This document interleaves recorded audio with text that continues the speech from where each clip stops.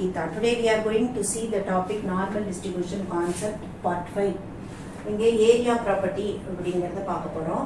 If x follows normal mu comma sigma square, then the probability that random value of x will lie between x equal to mu and x equal to some x1 is given by probability of mu less than x1, which is equal to integral mu to x1 f of x dx.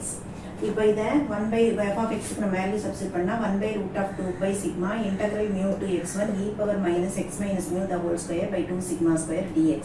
இப்போ இந்த சப்ஸ்டிடியூஷனை தான் இந்த integral பண்ண போறோம். So put z equal to x minus mu by sigma, that implies x minus mu equal to sigma z. When x equal to mu, z takes the value 0. x mu னு போட்டிங்கன்னா z value 0 ஆயிடும்.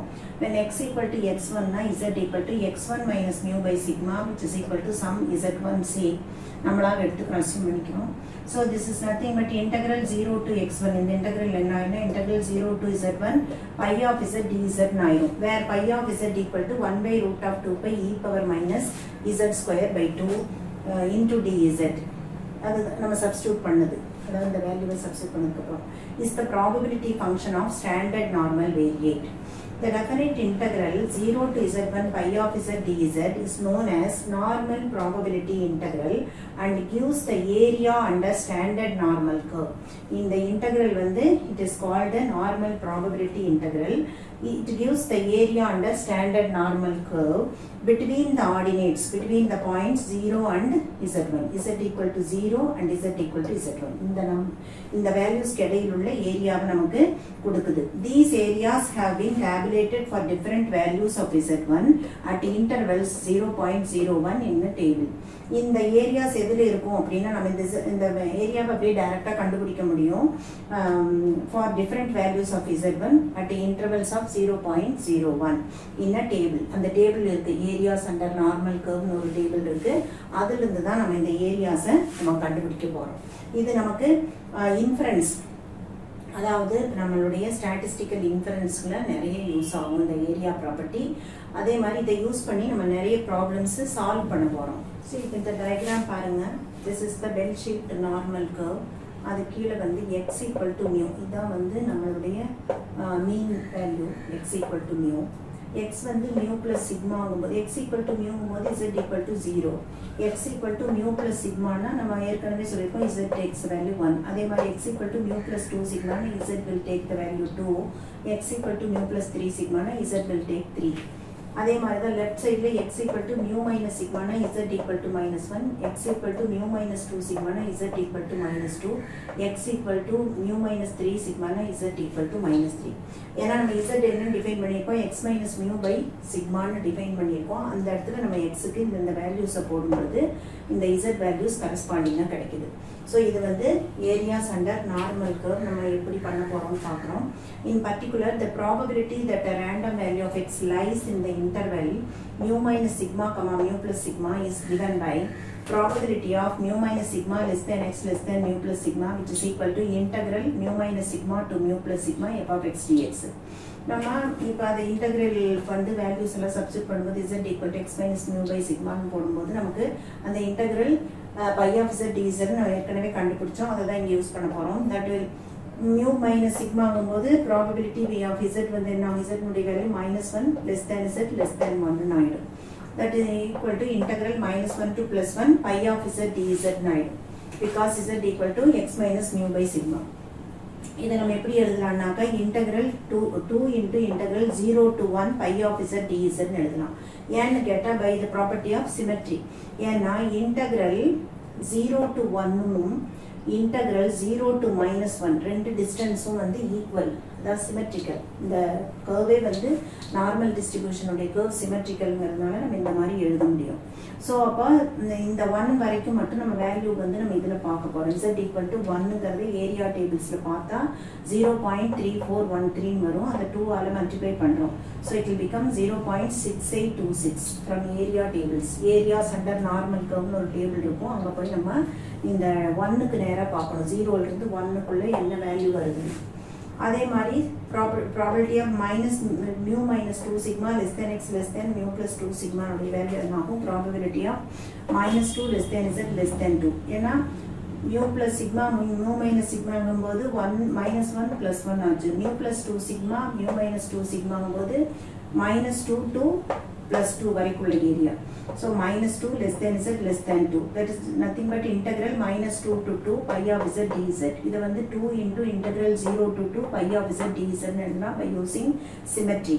அப்போ 2 times இப்போ 2 கிட்ட போய் நீங்கள் z equal to 2ங்கிற இடத்துல area டேபிள்ஸில் பார்த்தா அந்த ஏரியா 0.4772 இருக்கும். So 2 into 0.4772 which is nothing but 0.9544. So 2 sigma limit வந்து 0.9544. இது சிக்மா லிமிட். அதை அப்படி தான் சொல்லுவோம். இந்த ப்ராப்ளம்ஸ் ஆஃப் எஸ்கியூசி இந்த ஏரியா ப்ராப்பர்ட்டி வந்து it has more significance in area. இந்த property is more used in problems on statistical quality control. Probability of mu minus 3 sigma less than x less than mu plus 3 sigma is equal to probability of minus 3 less than z less than 3.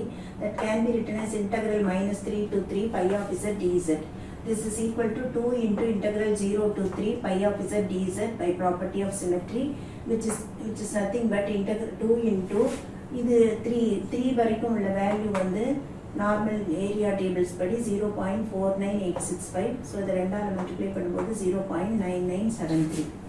Thus, in all probability, we should expect a normal variate to lie within the range mu plus or minus 3 sigma. அது பேர் தான் 3 sigma limits பேர். இதை நம்ம SQCயில் use பண்ணுவோம். Though theoretically it may range from minus infinity to plus infinity. யூஸ்வலாக நம்ம வந்து normal variate lies between minus infinity and plus infinity சொன்னாலும் ஆக்சுவலாக ஒரு எல்லா ப்ராபபிலிட்டியுமே will lie between our normal variate will range from mu minus 3 sigma to mu plus 3 sigma. Importance of normal distributions.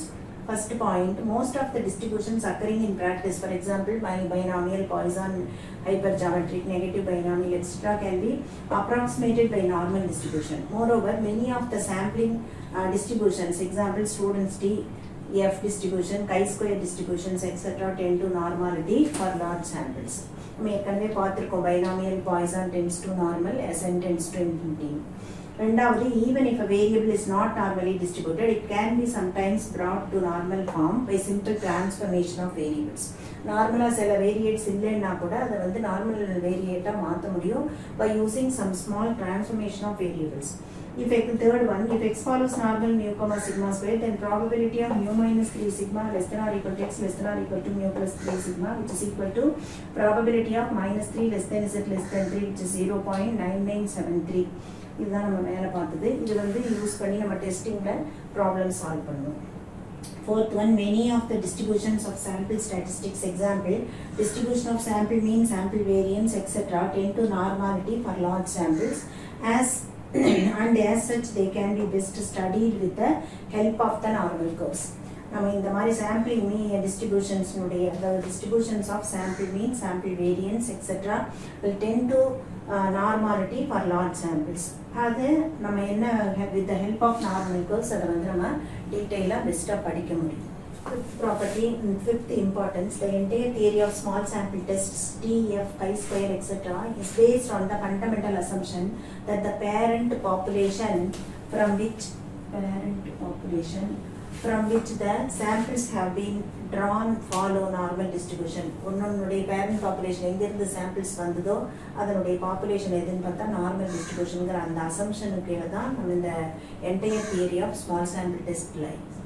So seventh property, seventh importance of normal distribution finds large applications in statistical quality control, that is SQC, in industry for setting control limits. நம்ம முதல்ல சொன்ன மாதிரி statistical quality controlங்கிறது கீழே தான் இது நிறைய applications இருக்கு. ஏன்னு கேட்டால் அந்த control limits செட் பண்ணுறது இண்டஸ்ட்ரியில் நம்ம அந்த quality of the product அதை வந்து நம்ம அக்செப்ட் பண்ணுறதோ ரிஜெக்ட் பண்ணுறதோ அந்த லாட்டை ரிஜெக்ட் பண்ணுறது by using the control limits. அதுதான் அடுத்தது problems based on area property. இப்போ இந்த ஏரியா ப்ராப்பர்ட்டி யூஸ் பண்ணி எப்படி ப்ராப்ளம்ஸை நம்ம சால்வ் பண்ணுறோம் அப்படின்னு பார்க்கணும். Exercise number 1, if x follows normal with the mean mu 12 and variance sigma square is 16, find out the probability of the following. Subdivision A 1, first problem, x greater than or equal to 20. Subdivision 2, x less than or equal to 20, and subdivision 3, 0 less than x less than or equal to x less than or equal to 12. B வந்து find x dash when probability of x greater than x dash equal to 0.24. 0.24. C வந்து find x0 dash and x1 dash when probability of x0 dash less than x1 dash equal to 0.50 and probability x greater than x1 dash is equal to 0.25. இதெல்லாம் கொடுத்துட்டு நம்ம பண்ண போறோம். Solution A வந்து we have mu equal to 12 and sigma equal to 4. ஏன்னா நமக்கு x follows normal, mu வந்து 12, sigma square 16 கொடுத்துருக்கோம். அப்போ sigma will be 4. அப்போ அந்த first subdivision probability of x greater than or equal to 20 என்னன்னு கேட்டிருக்கு. When x equal to 20, z உடைய value என்னவாகும்னா x minus mu by sigma, that is 20 minus 12 by 4, which is 8 by 4, which is 2. So அந்த diagramல பாருங்க z வந்து 0வா இருக்கும், அடுத்தது வந்து z equal to 2வா இருக்குது, 0லேருந்து 2 வரைக்கும். அப்போ greater than or equal to 2ங்கும்போது நம்ம இந்த சைடு 0.5, இந்த சைடு 0.5, அந்த ஏரியா நார்மல் கர்வ்ல இந்த சென்டர் லைன், அதாவது x equal to muங்கிற இடத்துல x equal to muங்கிற பிளேஸ்ல z 0. அப்போ இந்த சைடு 0.5, இந்த சைடு 0.5, ஏன்னா டோட்டல் ப்ராபபிலிட்டி இஸ் 1. அப்போ நமக்கு வந்து 0 to 2 தெரியும், நமக்கு இப்போ greater than or equal to 2 கேட்டிருக்கு. அப்போ 0.5லேருந்து 0 to 2 வரைக்குள்ள ஏரியாவை கண்டுபிடிச்சு சப்ட்ராக்ட் பண்ணிட்டோம்னா இந்த greater than or equal to 2 கிடைக்கும். இந்த 0 to 2 வரைக்குள்ள ஏரியாவை நார்மல் டேபிள்ஸ்லேருந்து நம்மளால கண்டுபிடிக்க முடியும். அதான் இங்கே சொல்லியிருக்கோம். Probability of x greater than or equal to 20 is nothing but probability of z greater than or equal to 2. That can be got from 0.5 minus 0. Probability of 0 less than or equal to z less than or equal to 2. அப்போ 0.5 minus இந்த ஏரியாவை டேபிள்லேருந்து areas under normal கர்வ்லேருந்து கண்டுபிடிச்சிக்கிறோம் 0.4772. இதை subtract பண்ணும்போது 0.0228 கிடைக்கும். So probability of x greater than or equal to 20 is 0.0228. Subdivision 2 பாருங்க, probability of x less than or equal to 20 is equal to 1 minus probability of x greater than or equal to 20. நம்ம subdivision 1ல இந்த value கண்டுபிடிச்சிருக்கோம், that is 1 minus probability of z greater than or equal to 2. So 1 minus 0.0228, அதை subtract பண்ணோம்னா 0.9722 is the answer. Subdivision 3, probability of 0 less than or equal to x less than or equal to 12. So x mu நமக்கு z வந்து x minus 12 by 4, அதில் x equal to 0ன்னு போட்டிங்கன்னா z equal to 0 minus 12 by 4, that is minus 3 வந்துடும். x equal to 12ன்னு போட்டிங்கன்னு வச்சுக்கோங்க, z equal to 12 minus 12 by 4, that is 0 வந்து. So probability of minus 3 less than or equal to z less than or equal to 0ன்னு எழுதலாம். இதை வந்து by using the property of symmetry we can write it as probability of 0 less than or equal to z less than or equal to 3ன்னு எழுதலாம். இதை from area tablesல பார்த்தா 3ல 0.4987. The area from 0 to 3 is 0.4987. அடுத்தது subdivision B, when x equal to x dash, z equal to x dash minus 12 by 4 எழுதலாம். That can be some z1 say.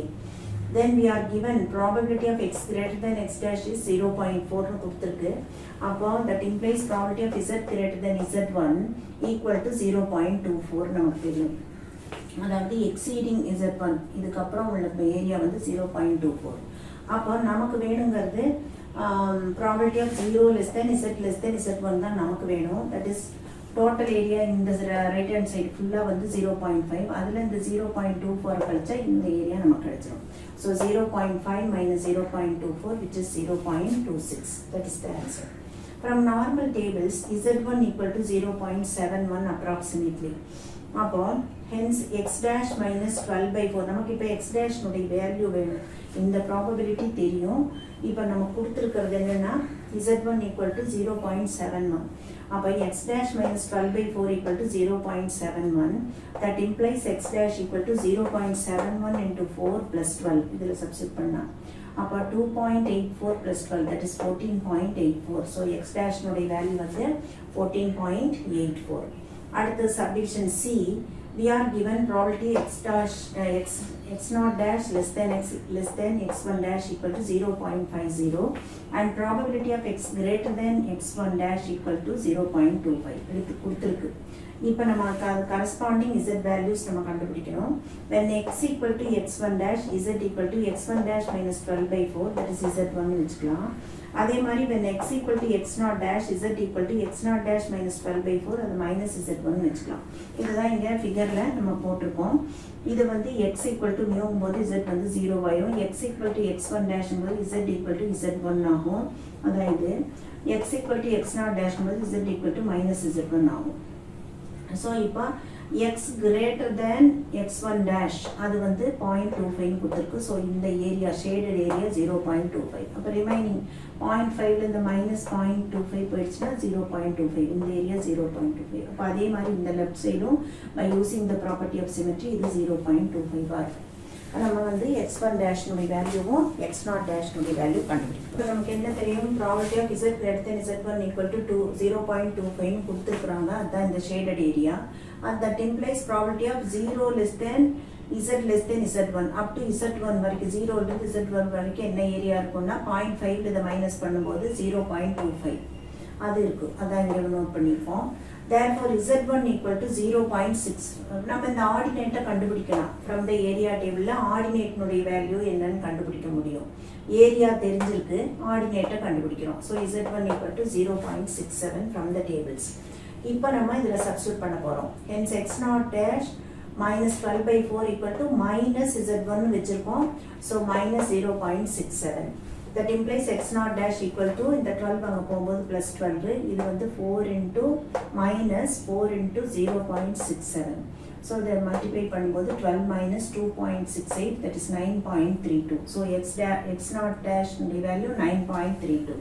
Similarly, x1 dash minus 12 by 4 equal to 0.67 z1. அப்போ x1 dash equal to 12 plus 4 into 0.67 that is 12 plus 2.68 which is 14.68. So ரெண்டு values நம்ம இப்போ கண்டுபிடிச்சிட்டோம். So x0 dash equal to 9.32 and x1 dash equal to 14.68. So இது மாதிரி normal டேபிள்ஸில் area வேணும்னா ஏரியாவை கண்டுபிடிக்கலாம். ஏரியா தெரிஞ்சு ஆர்டினேட்னுடைய வேல்யூ இந்த z1 மைனஸ் z1 எல்லாம் கண்டுபிடிக்கணும்னா அதையும் கண்டுபிடிக்கலாம். யூசிங் டேபிள்ஸ் வந்து we are solving all these problems.